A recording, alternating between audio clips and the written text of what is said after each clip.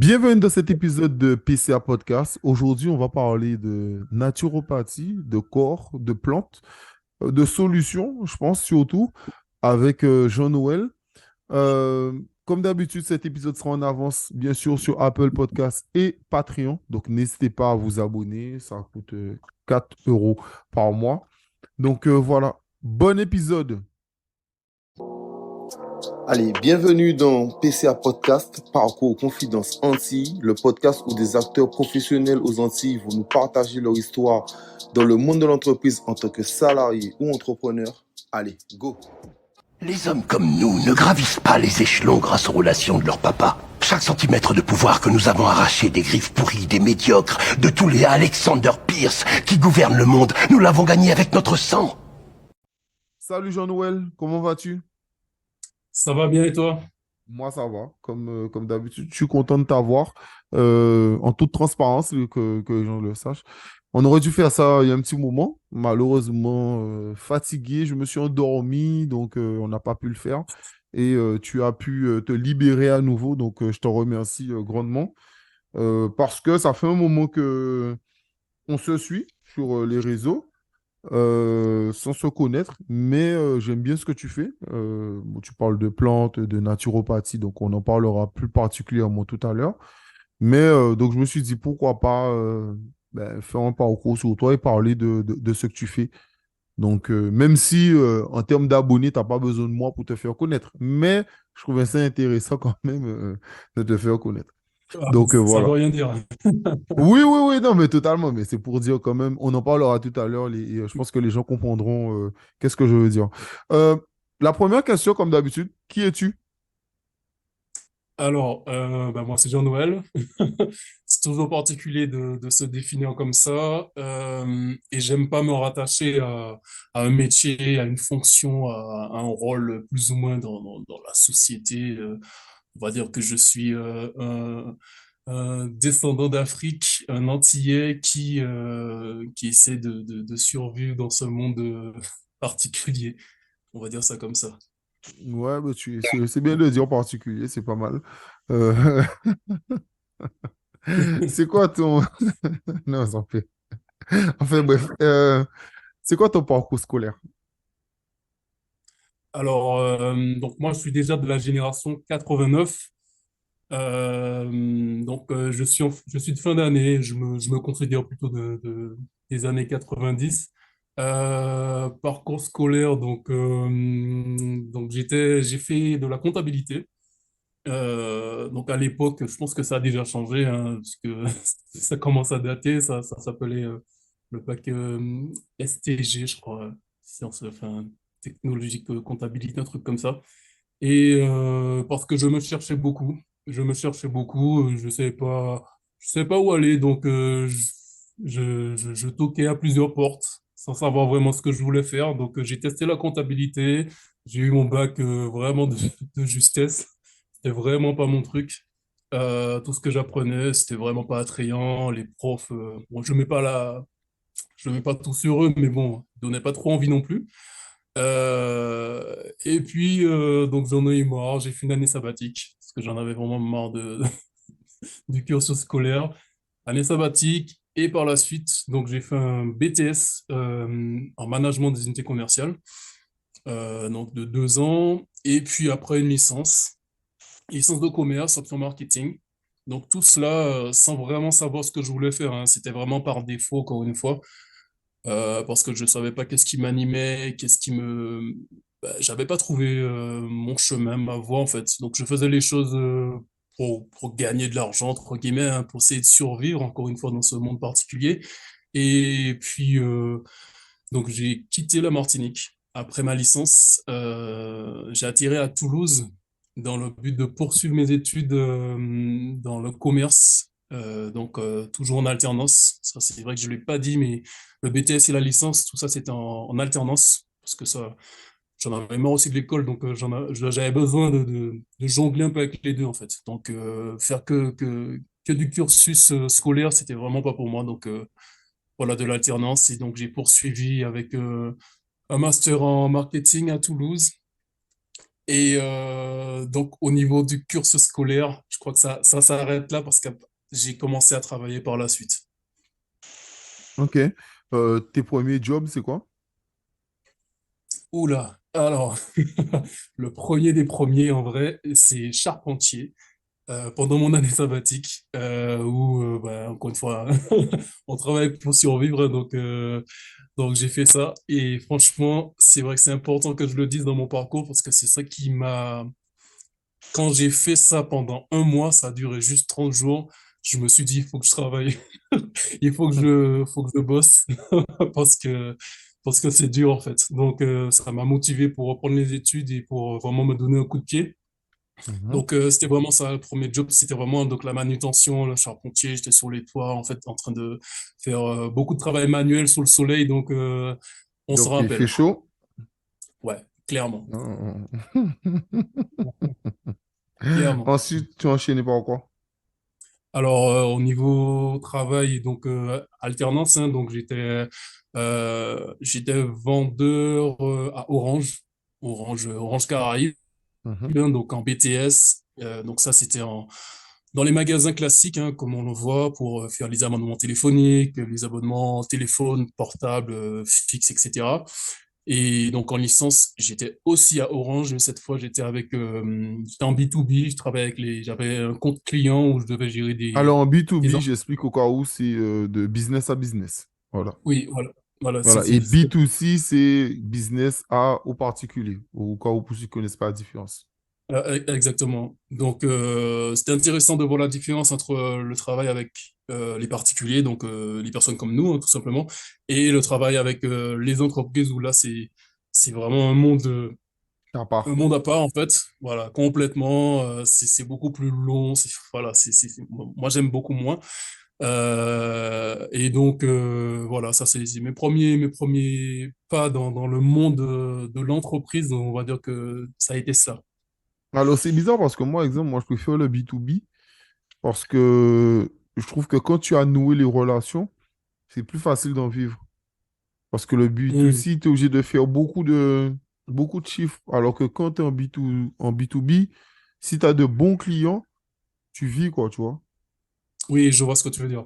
Je Tu vois ce vois, que tu veux c'est dire. plus facile. Alors que client par client par client par client, Oui. voilà, là, mon Ouais, Dieu. là, c'est le nombre. Effectivement, le C'est nombre ça. est beaucoup plus important et du coup, ça peut être plus éreintant.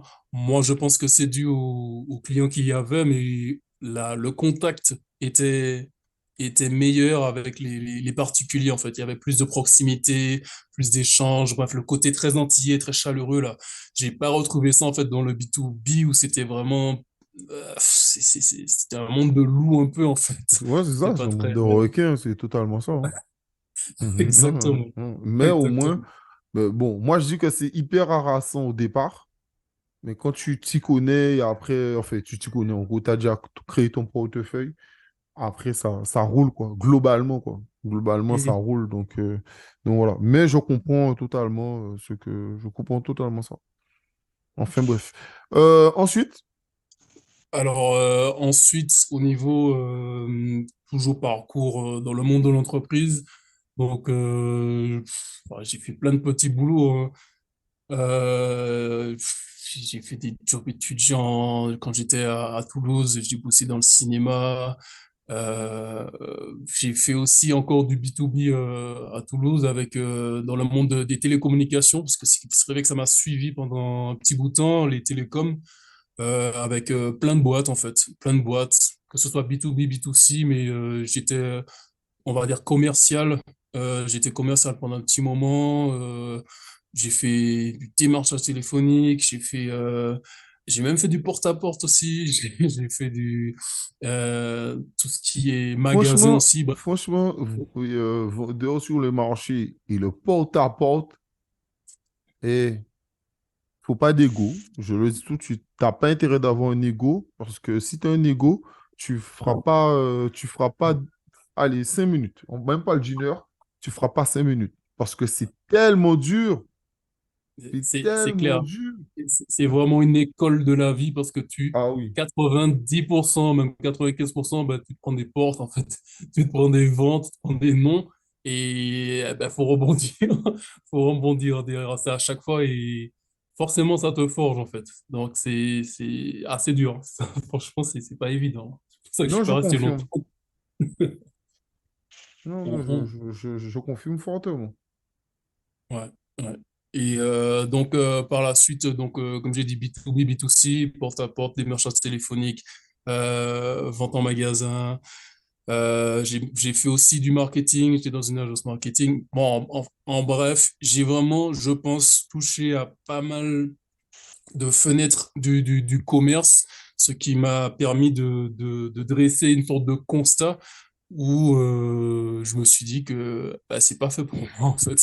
Ok. C'est Mais, pas fait pour moi et j'avais envie de faire autre chose et d'aller vers ce qui me plaît et pas ce qui était nécessaire. Et donc,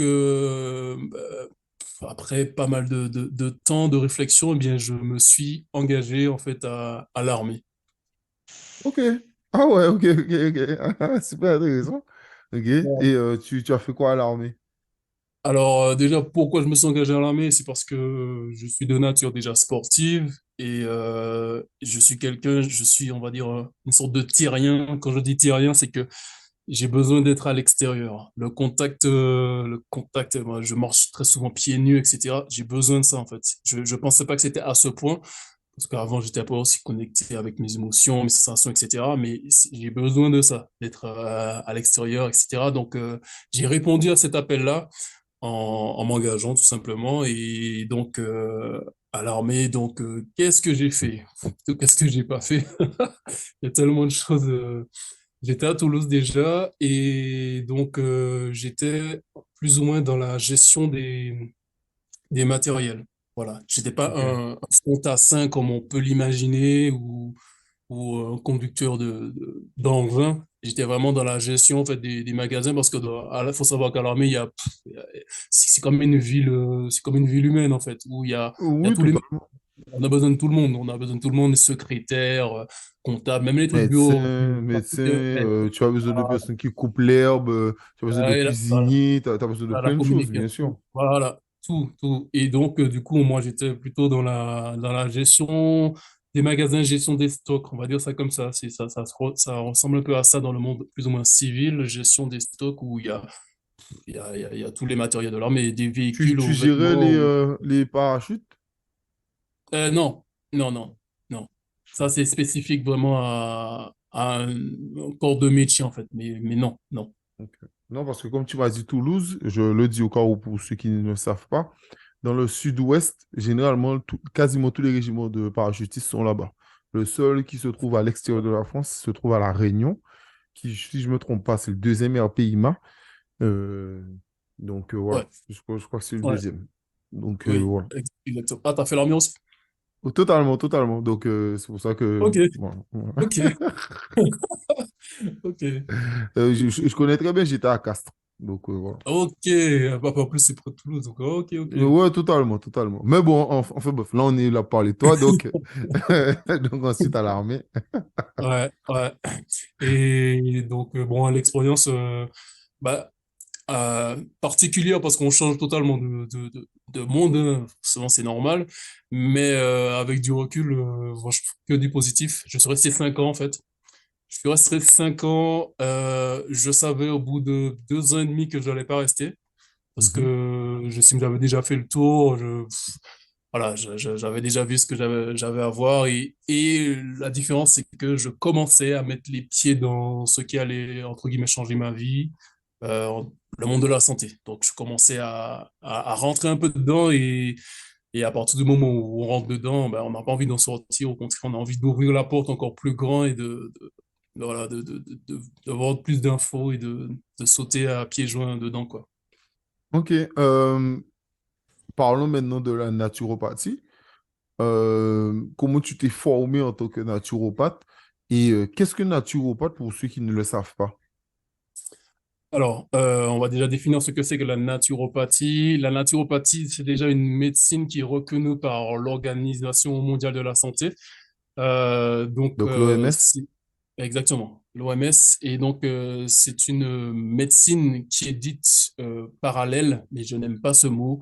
je dirais, complémentaire. C'est une médecine préventive. Le mot est très important. La prévention, parce qu'on a tendance à l'oublier.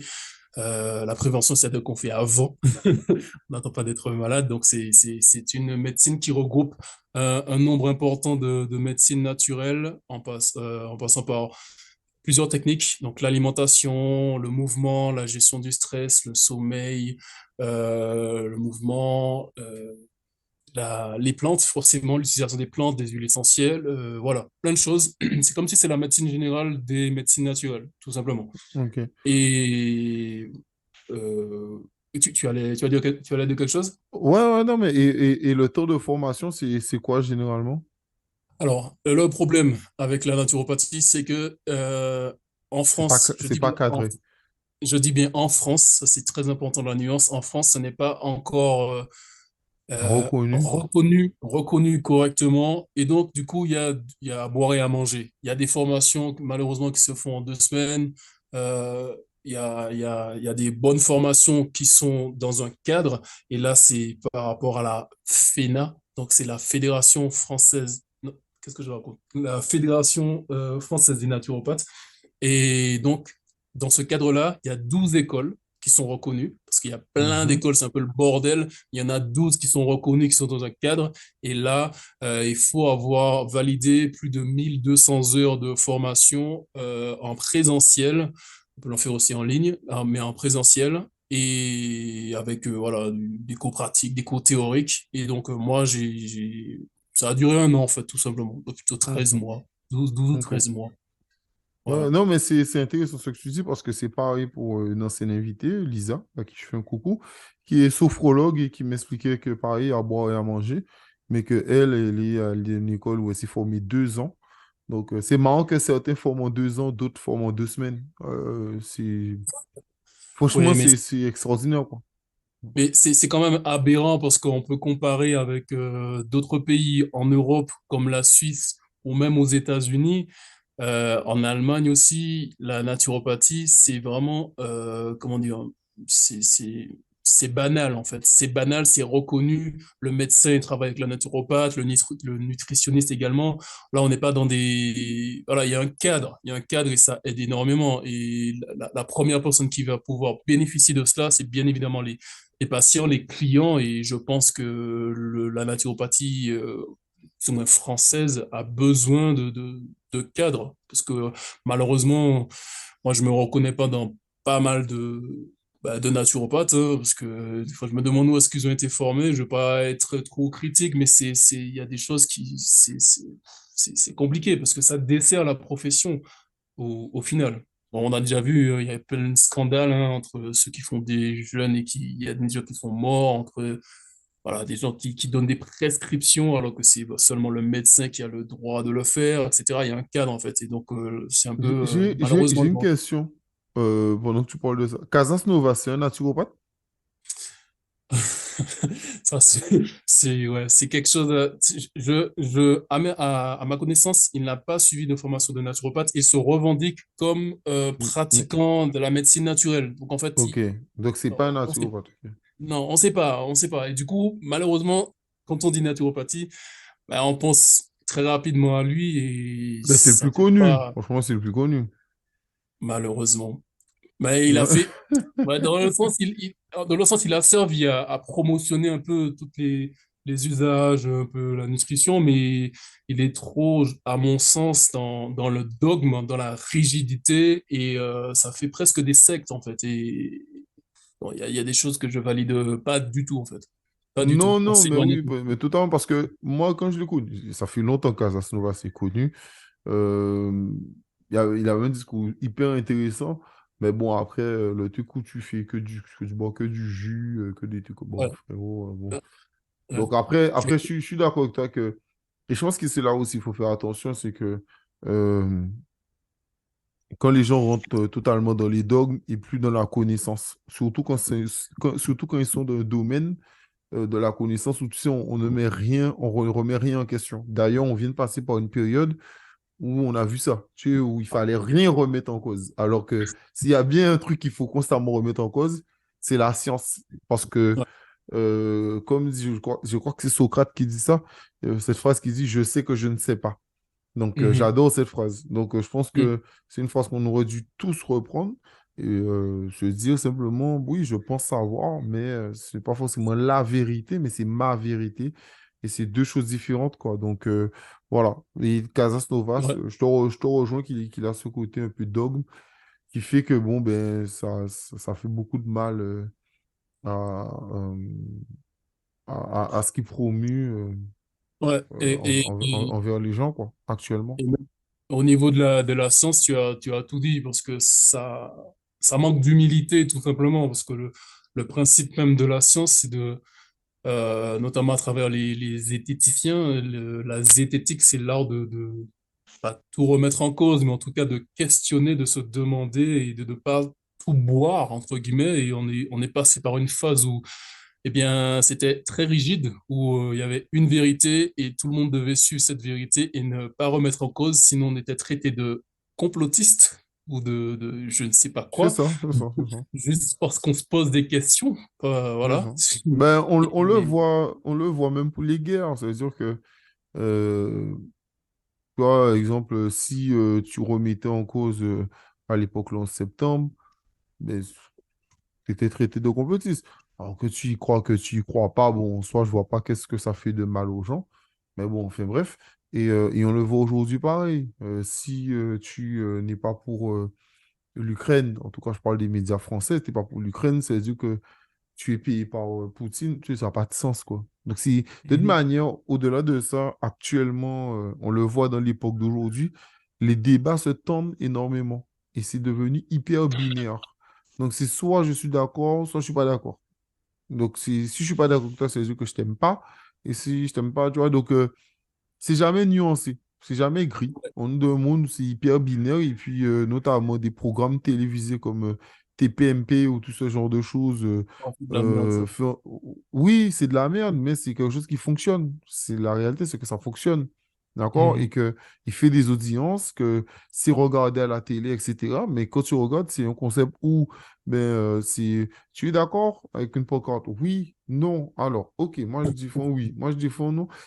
C'est très binaire. Et ça, c'est, tu sais, t'as l'impression que c'est comme les enfants, quoi. C'est-à-dire, un enfant n'a pas de nuance. C'est-à-dire, c'est soit il aime le chocolat, soit il n'aime pas le chocolat.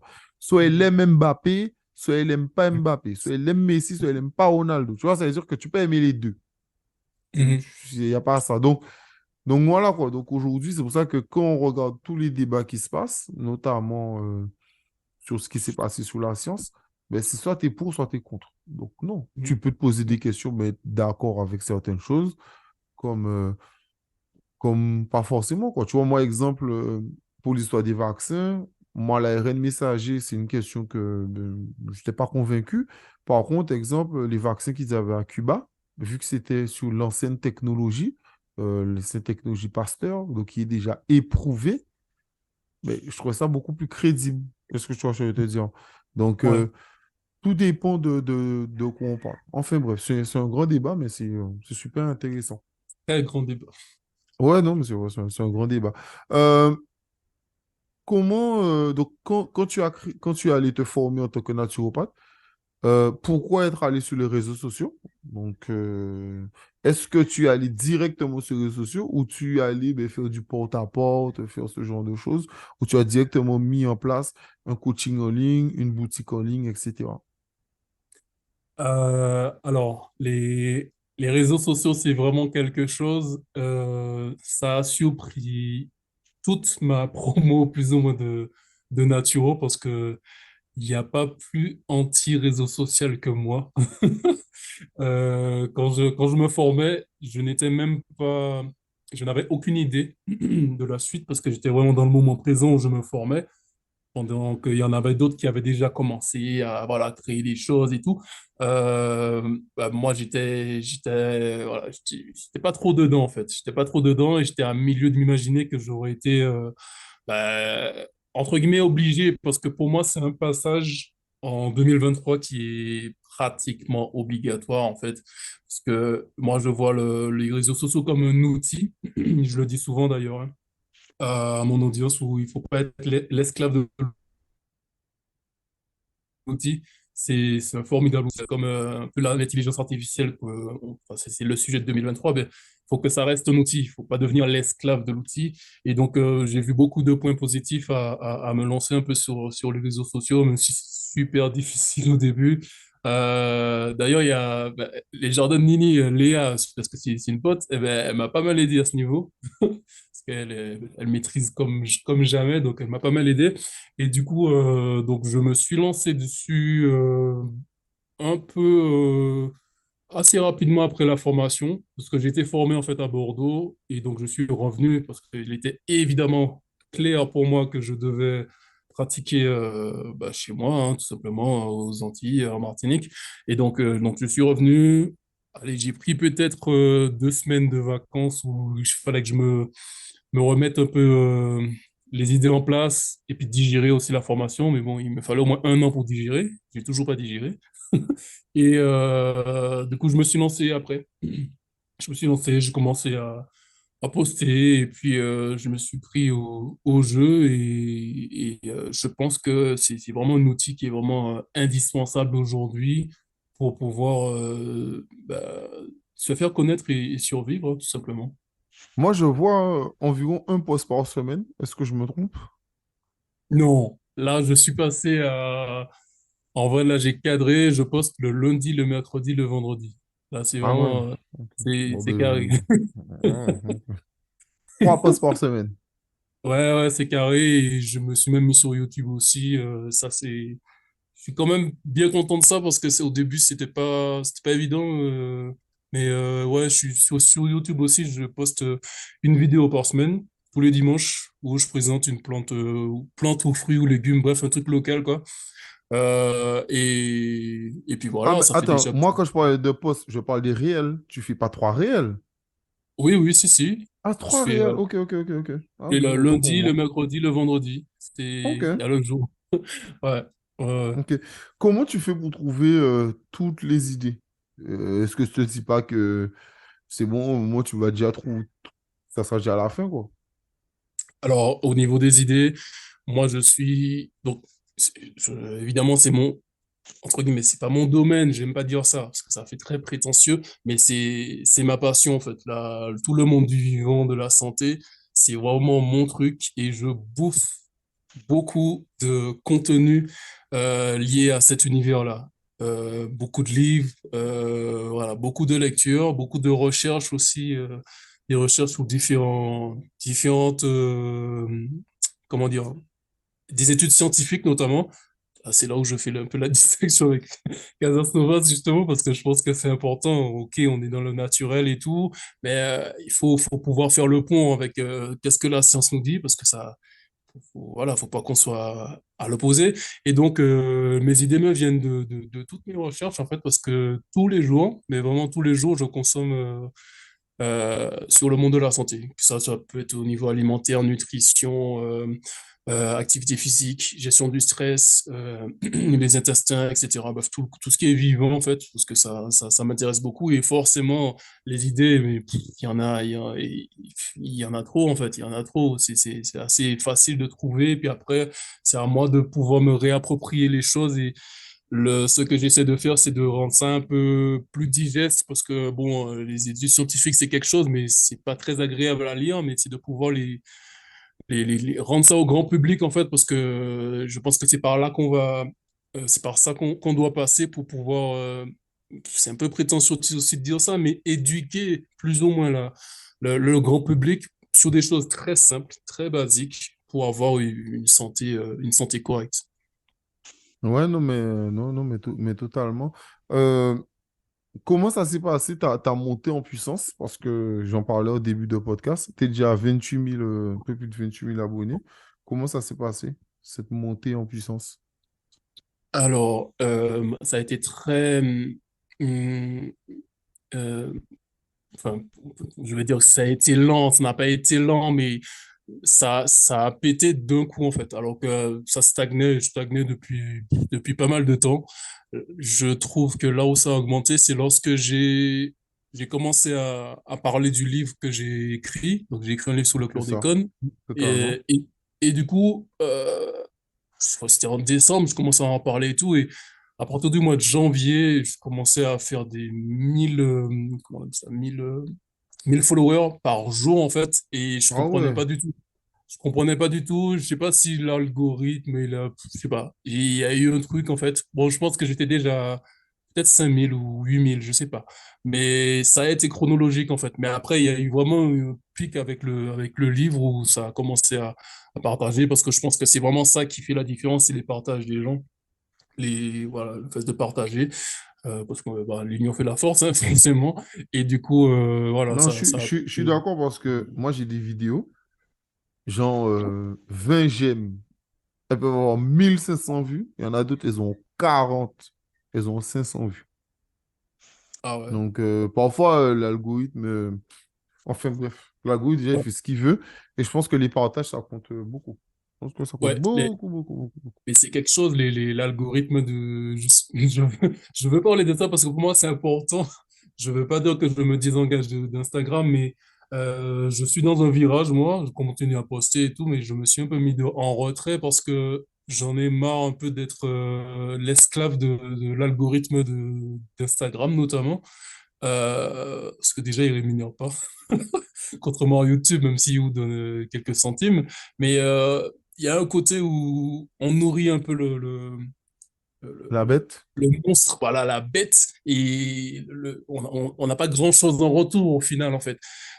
Donc c'est pour ça que j'ai créé ma newsletter aussi, parce que c'est entre guillemets à moi, en fait. Et du coup, je peux écrire quand je veux, je vais pas me dire, OK, est-ce que j'ai fait tant de vues, etc., en fait. Donc, je suis un peu dans cette phase-là, j'apprécie tout ce que ça m'apporte, mais voilà, je suis un peu en train de voir autre chose pour le moyen terme. non, je comprends. Tu me parlais du fait que tu voulais pas nourrir forcément la bête, etc. Mais je pense quand même qu'avec tous les abonnés que ça t'apporte, est-ce que tu ressens quand même, enfin, au-delà des abonnés, parce que avoir des abonnés, c'est bien, mais est-ce que, la réelle question, c'est, est-ce que ça t'apporte des coachings ou est-ce que les gens ont commandé ton livre par rapport à Instagram? Ah oui, clairement que c'est le parce que je suis présent sur Facebook, sur YouTube, j'ai même testé TikTok. Mais Instagram, c'est vraiment la plateforme où laquelle je suis le plus présent et sur laquelle j'ai le plus de retours. Ça m'a permis de promotionner, je pense, hein, surtout que je suis en auto-édition, donc ça m'a permis de promotionner mon livre. Après, aussi, en termes de consultation, effectivement, ça m'a permis aussi de me faire connaître. Et après, aux Antilles, on connaît le bouche à oreille, hein, ça marche bien. Les réseaux sociaux aussi. Le bouche à oreille est encore plus puissant, hein, ça c'est vraiment typique voilà, des Antilles. Mais ça m'a pas mal apporté. Ça, je crache pas du tout dessus, hein. Franchement, je vois vraiment ce que ça a rapporté et bah, je suis content, hein, franchement. Mais en vrai, c'est lié à mon taf, hein. C'est pas, l'algorithme ne m'a pas fait de cadeau, hein. Je suis quand même à plus de 300 publis. Chaque publi, c'est un travail. Enfin, je fais pas une publi, je suis en train de danser, en fait. C'est vraiment un truc où je fais des recherches et tout. Et... Non, mais c'est vrai, je me mets point dessus parce qu'en fait, je fais le rapport entre le temps de recherche, de travail, etc. Et puis le résultat, bon, je pense que c'est plus ou moins normal en fait. Voilà, c'est pour ça que je dis ça, mais je crache pas du tout dessus.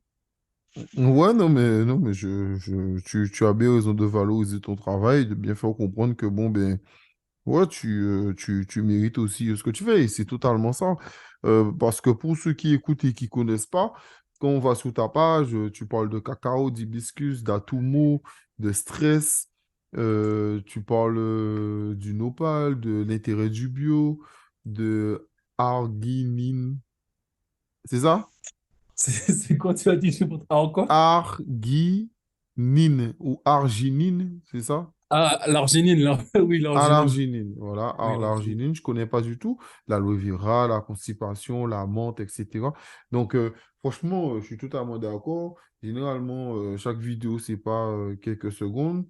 Donc, c'est vraiment des vidéos où tu parles longuement d'un sujet. Donc, moi, je suis totalement d'accord. Et c'est vrai que c'est de qualité. D'ailleurs, c'est même pour ça que quand j'ai commencé à te suivre, je regarde de temps en temps les vidéos. Dès que je tombe dessus, je mets un like et je regarde.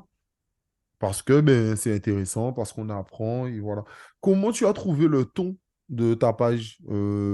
Parce qu'exemple, si on en va encore reparler d'elle, mais les jardins de Nini, elle a ce truc hyper drôle. Après, je trouve qu'elle est drôle de base. C'est quelqu'un, quand tu discutes avec elle, même hors caméra, elle est drôle. Ça me fait rigoler parce que je pense à certaines conversations. Franchement, elle est super drôle. Elle est vraiment drôle, donc pourquoi toi, exemple, t'as pas pris ce truc-là ou est-ce que c'est parce que ben, parler sérieusement, ça te ressemble? Alors, Léa, ben justement, elle est comme ça de base, en fait. Elle est comme ça C'est de ça. base. J'ai d'ailleurs fait pas mal de lives avec elle, en fait, sur Instagram. Mhm. Et on faisait des duos, en fait, j'étais avec elle. Et ça marchait bien parce que moi, j'étais un peu plus sérieux et elle était là pour vraiment tempérer mon côté très, voilà, un peu plus sérieux, en fait. Et elle est comme ça. Franchement, elle se force pas. C'est ça c'est vrai. Et ouais, c'est vraiment naturel. Et moi, je pense que c'est important pour bah, tous ceux qui se lancent et tout. Faut pas se renier, en fait. Et encore une fois, hein, faut pas être l'esclave de l'outil. C'est ce que je te disais. Je veux pas être esclave de l'outil et je veux pas être quelqu'un d'autre. Moi, je suis comme ça. Je suis sûr et certain que si j'abordais les choses sous un autre angle, peut-être même sous un ton plus humoristique, etc., ça marcherait plus. Mais ce serait plus moi, en fait. Ou c'est difficile, surtout dans le domaine de la santé, où il y a des choses vraiment, c'est pas évident de trouver. Toujours l'angle de l'humour, etc. Donc, j'ai mis du temps à déjà me mettre face caméra. Ça, c'est un truc que Léa me disait depuis un moment, mais vas-y, fais. Moi, j'ai pas envie. Et j'ai Mm. commencé, c'était laborieux. Et Je te après, comprends, moi, c'était pareil. ah oui, oui, c'est pas facile, en fait. Bah, après, c'est comme pour tout, hein. On commence, c'est dur, et puis après, on fait, c'est comme si on se brosse les dents, en fait. Ça devient automatique. Alors, tu Mais, sais, la différence, excuse-moi, la différence avec moi, c'est que moi, je le faisais, mais pour un autre podcast. Parce que je m'occupe d'un autre podcast sur le foot et je le fais déjà pour l'autre mhm, podcast. Mais je le faisais pas pour mon podcast. ok. Euh, voilà. Bon, c'est un peu complexe. Bon, les gens trouvent ça un peu toujours bizarre, mais moi, je trouvais ça normal, tu vois. Et Mhm. parce que moi, c'était vraiment l'invité qui devait être au centre et pas ma personne, Ok. tu vois. Donc, et là, il y a eu un changement depuis peu, au moment où on enregistre ce podcast, parce que ben, il y a le côté où il y a les actualités. Donc, moi, j'incarne les actualités. Que j'incarne pas, c'est pas grave. Que les invités soient mis en avant, ça, c'est autre chose. Mais que j'incarne les actualités, ça, c'est encore autre chose. Donc voilà. Mais je comprends ce truc de pas forcément vouloir se mettre en avant, mais actuellement, les réseaux sociaux nous poussent à le faire. Et quand Mhm. tu le fais pas, ça marche moins bien, faut pas se mentir. À part Mais, certaines personnes, mais la plupart du temps, ça marche pas. mais là où il y a un côté l'algorithme, mais il y a aussi c'est que les gens, ils ont plus confiance en quelqu'un qui le voit, en fait, tout simplement. C'est normal. Ils ont un peu besoin de, pas rentrer dans l'intimité, mais ils ont besoin d'avoir le côté humain, le côté où, OK, qui est-ce qui parle, quelle est son histoire, de quoi il parle, etc. Est-ce qu'il s'y connaît, etc. Ça rend la chose un peu plus humaine. Et voilà, moi j'ai mis du temps, hein, bah, comme j'ai déjà mis du temps à déjà me mettre sur les réseaux sociaux et après faire des vidéos, etc., etc.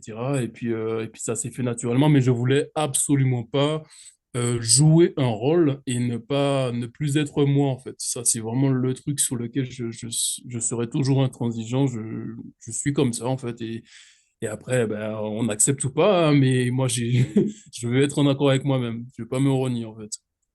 Non, mais je comprends totalement. Parlons rapidement, enfin rapidement, on s'est compris, de ton livre. Qu'est-ce qui t'a poussé à écrire le livre sur le chlordécone? Euh, j'aurais même pas de point de départ. Ça s'est fait. J'ai eu l'idée quand je suis revenu en Martinique, après différentes consultations, après, parce que faut comprendre que je suis parti pendant 10 ans, j'étais plus sur le territoire en fait. Donc j'étais un peu déconnecté. C'est normal, hein, on vit en Hexagone. Et après être revenu, déjà j'avais une envie. Ce qui a motivé mon retour, c'est l'envie d'être utile, de faire quelque chose pour lui en fait, et puis retrouver la famille, etc. Et l'idée du livre, elle est venue comme ça. Je sais même pas, pourrais pas dire quand, mais je me suis dit, mais il n'y a pas de... Comment je pourrais faire le point entre ce que je connais un peu et quelque chose qui pourrait être vraiment utile, en fait. Genre, apporter sa pierre, en fait, et aider plus ou moins les gens. Et encore une fois, rendre des choses simples, parce qu'on a tendance à tellement complexifier.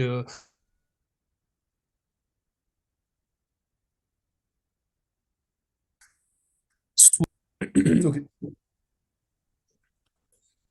Donc, en gros, tu m'expliques qu'on a trop tendance à complexifier. Tu veux dire quoi par là?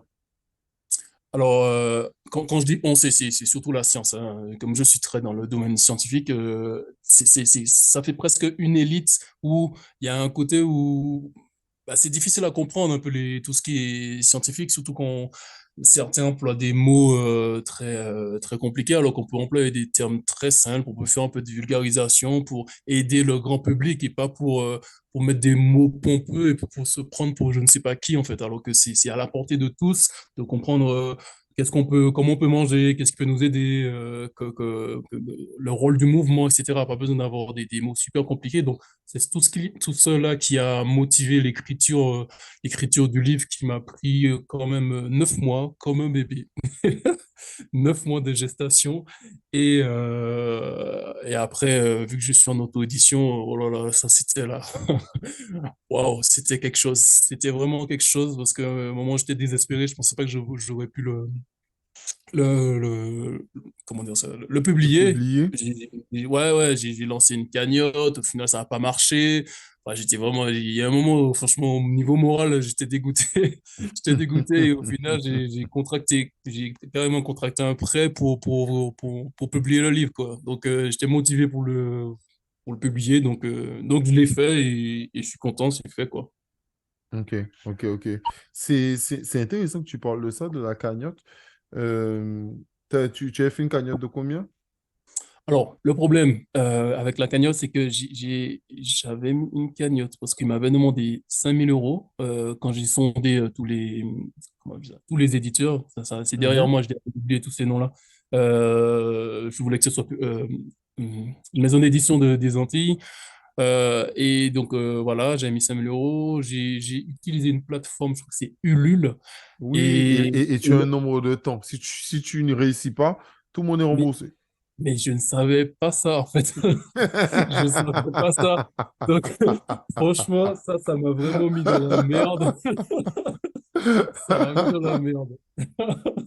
Ah ouais, Après, du coup, après, le truc, c'est que généralement, ben, tu as envie que ça fonctionne, tu vois. Donc, au-delà de ça, tu penses pas forcément à ça, tu vois. Parce qu'après, tu peux avoir de très bonnes surprises, notamment pour ceux qui ne le connaissent pas. euh, le philosophe Charles Robin avait fait une campagne Ulule où je crois ouais, qu'il mais voulait lui, rassembler il 20 a 000 divulgué, euros. Ah ouais, il a fait ben, la plus grosse cagnotte du LUL, quoi, lui. Ouais, je connais bien. Non, lui, c'était c'est n'importe quoi. C'est extraordinaire. abusé. Enfin, je sais pas s'il a fait Abusé. la plus grosse, parce qu'il y a Villebrequin quand même. Villebrequin a fait 1 million d'euros. Ah Donc, ouais.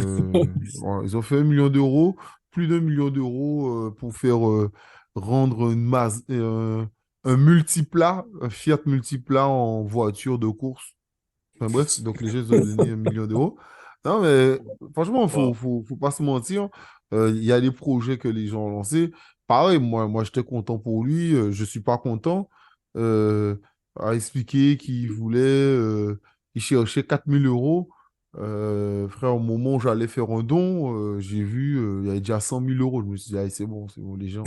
On parle Wow. en 2 jours, hein. En 2 jours, ils avaient déjà donné 100 Wow. 000 euros. Donc, Wow. c'était extraordinaire, c'était fou. Donc, c'était pour Incroyable. avoir des interviews, tout ce genre de choses. Donc Ok. voilà, donc les gens ont l'habitude de donner. Donc, ça, c'est encore une réelle question, tu vois. Même les Jardins Nini, Léa, elle a lancé une cagnotte, qui c'est toujours en ligne. Mais on Mhm. voit que ben, c'est compliqué de monter, de monter, de monter. Pourtant, l'argent, c'est le nerf de la guerre. Donc, je sais pas. Ouais, ouais. C'est pas évident et ça fait réfléchir quand même, en fait. Comment dire, je veux dire que ça te met dans un trouble de l'âme, mais en fait, ça te fait réfléchir un peu sur. C'est pour ça que je parlais aussi des réseaux sociaux, etc. Au niveau du chiffre, qu'est-ce que ça veut dire? Qu'est-ce que ça veut vraiment dire? Est-ce que c'est juste un chiffre, en fait? Parce que moi, j'avoue que j'ai pris un peu un coup. Je me suis dit, parce que beaucoup de personnes m'ont poussé à faire cette cagnotte. Ils m'ont dit, mais au tout ça de personnes qui te suivent, forcément, ça peut que être une réussite. Bah, je me suis dit, ah ouais, pas mal, c'est vrai, c'est vrai. Et au final, ah ouais, je me suis dit, ah ouais, quand même. Parce qu'en fait, tu te dis, mais chaque personne donne 1 euro, c'est fini, en fait.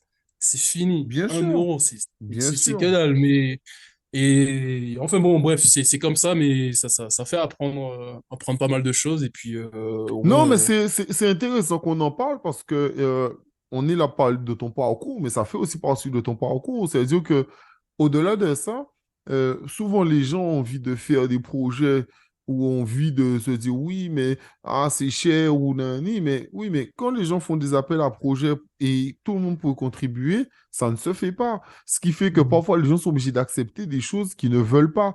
Je prends l'exemple de certains youtubeurs qui parlent de foot. Ben, les gars, ils sont obligés d'accepter souvent des choses des gens qui parient sur le foot, même s'ils Mhm. sont contre. Mais oui, mais c'est eux qui te donnent de l'argent. Donc, Ouais, à un moment, tu as besoin de vivre. Il faut payer tes pour factures. survivre, c'est ça. C'est ça. Donc, tu es obligé d'accepter certaines choses ou alors, ben, tu fais autrement. Tu fais comme les jardins de Nini et tu cravaches. Mais tu cravaches Mhm. sérieusement, hein. Tu cravaches Ouais. sérieusement sur YouTube, tu cravaches sérieusement sur TikTok. Elle sort, je sais pas combien de vidéos elle doit sortir. Elle doit sortir 50 000 par jour. C'est un truc de ouf. Elle poste, frère, c'est une pile électrique. Franchement, c'est une Ouais, pile ouais, électrique, les gars.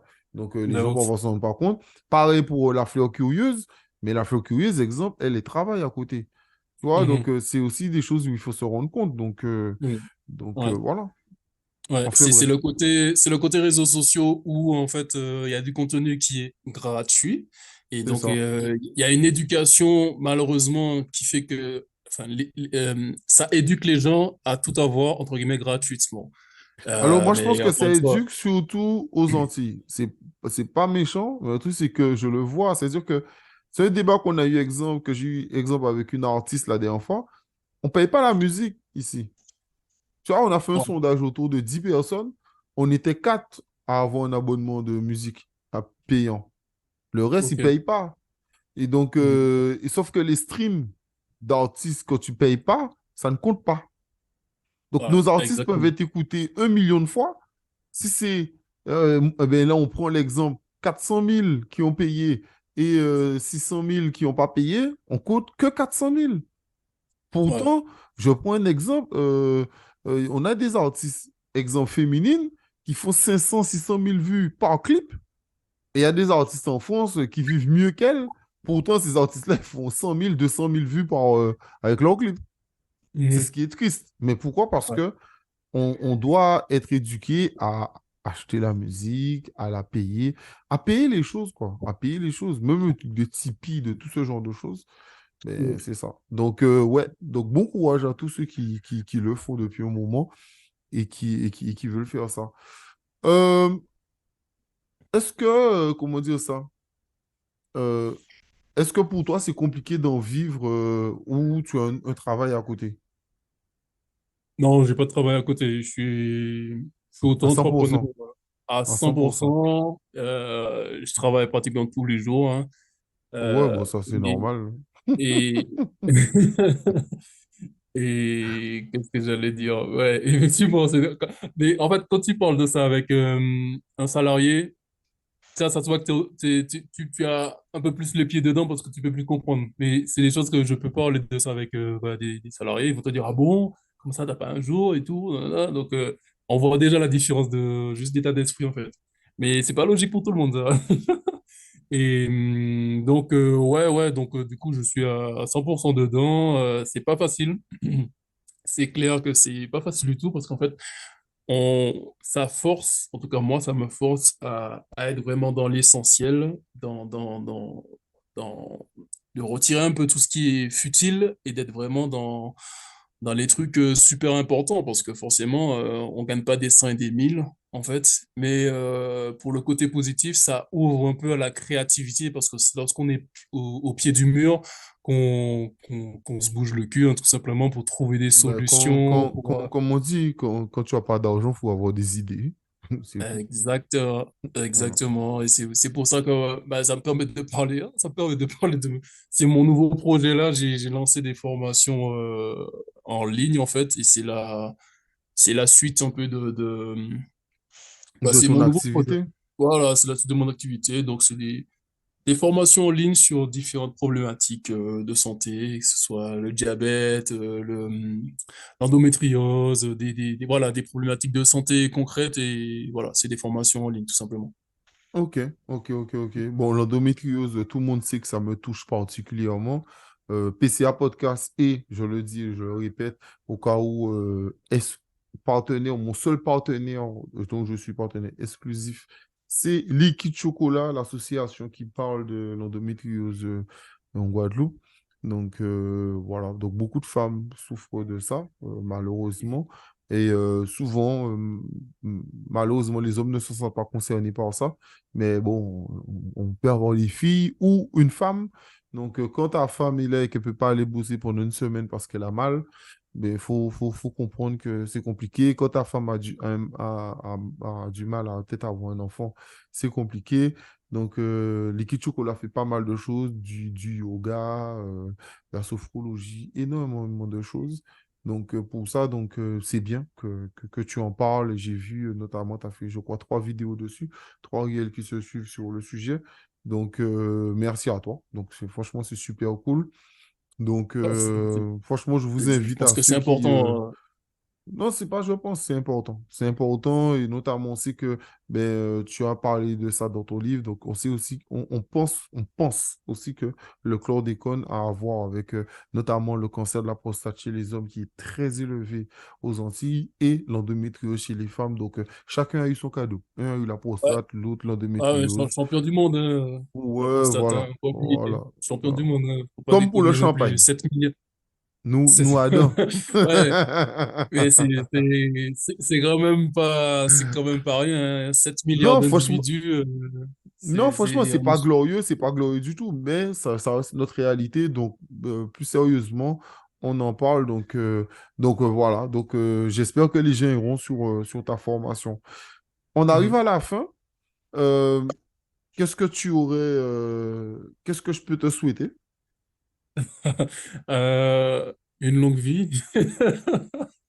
Non, je rigole. C'est bizarre. Je sais pas quoi dire, mais juste de garder le cap, d'être heureux, hein, tout simplement, hein. Moi, je suis très, très simple, hein. Et même quand les choses peuvent aller mal, toujours trouver. Il y a toujours quelque chose de positif, de toute façon, hein. Soit, comme disait Mandela, soit tu perds, soit tu apprends. Enfin, non, c'est pas ce qu'il dit, mais bon, il perd jamais. Voilà. Tu ne perds jamais, tu apprends, tu gagnes, ou un truc comme ça. Bon, tout ça pour dire que faut, bah, souhaite-moi de voir toujours le positif dans la vie parce que c'est comme ça qu'il faut faire et je tenais surtout à te remercier de m'avoir invité hein, parce que c'est mon premier podcast. J'ai déjà été invité sur voilà, des lives, des choses comme ça, mais podcast, jamais. Donc, merci Ok. à toi, merci pour le travail que tu fais parce que c'est important aussi de favoriser un peu la communication sur ce qui se passe sur les îles, aux Antilles et sur les personnes qui essaient de se battre pour promotionner un peu, mettre en lumière les belles choses de notre diaspora. Ouais, totalement, totalement. Ben, merci à toi en tout cas. Comme je dis toujours, si j'ai pas de super invité, il n'y a pas de super podcast. Donc, c'est pas super intéressant. Au-delà de ça, ben ouais, je vais te souhaiter le bonheur, je vais te souhaiter le love, je vais te souhaiter l'argent, je vais te souhaiter la réussite. Mais la réussite, quand on parle de réussite, la réussite personnelle, c'est ce que je te souhaite avant tout. Et puis, merci à toi d'avoir accepté ce moment. C'était un vrai moment de plaisir. Comme je dis, ça fait un moment qu'on se suivait, mais qu'on n'avait jamais forcément discuté. Et je me suis dit, non, la prochaine saison, je vais t'inviter. Donc voilà, en plus, t'es Martiniquais. Donc, moi, en tant que Guadeloupéen, j'aime bien toucher d'autres îles. Donc, c'est bien la Guadeloupe, mais c'est bien aussi d'avoir d'autres lieux, de créer d'autres connexions. Donc, voilà. Et puis, merci pour ce moment. N'hésitez pas, bien sûr, à suivre à ta page, à aller soutenir pour les livres, pour les formations. On en reparlera, bien sûr, sur PCA Podcast. Comme vous le savez, on fait souvent un PCA parcours. Je prends l'exemple de Afrocuse, il y a eu PCA parcours, puis on a eu des podcasts capsules. On a parlé de son livre ou de la mort ou de d'autres sujets. Lovely Euphrasie, c'était pareil. On a parlé de la science, puis on a parlé des événements climatiques. Donc, voilà, j'espère que tu reviendras et on parlera de sujets précis. Si c'est d'une formation ou de quelque chose, savoir pourquoi tu as fait ça comme ça. Donc, on en parlera d'une capsule si tu le veux bien. Donc, voilà. Merci à vous de suivre PCA Podcast. Comme d'habitude, vous aurez le lien de son Instagram en description. Et bien sûr, n'hésitez pas à nous suivre sur TikTok, sur YouTube, sur LinkedIn, Twitter, Instagram. Et je crois que c'est déjà pas mal. Prenez soin de vous et prends soin de toi, Jean-Noël. Merci à toi. Ben Au ouais. revoir.